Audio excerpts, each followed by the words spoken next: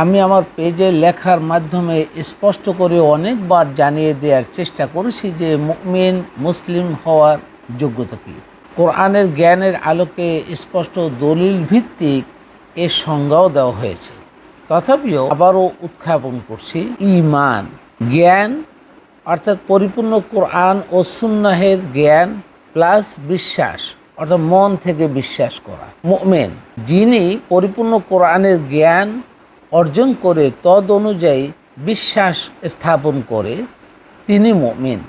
মুসলিম জ্ঞান অর্থাৎ পরিপূর্ণ কোরআনের জ্ঞান প্লাস বিশ্বাস, মনে থেকে বিশ্বাস করা এবং আমল কোরআন ভিত্তিক হুকুম আহকাম মেনে বাস্তব জীবনে প্রতিষ্ঠা করা, তাহলে তিনি মুসলিম।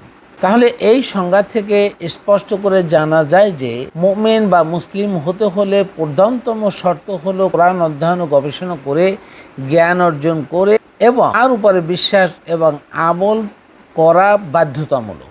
কিন্তু লেবাস ভিত্তিক বাহ্যিক আকীদা অনুকরণ এর উপরে ঈমান নির্ভর করে না।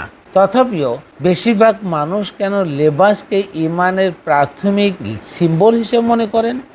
কারো কাছে কোরআনের দলিল ভিত্তিক সদুত্তর থাকলে কমেন্ট বক্সে জানাবেন, যাতে করে মানুষ উপকৃত হতে পারে।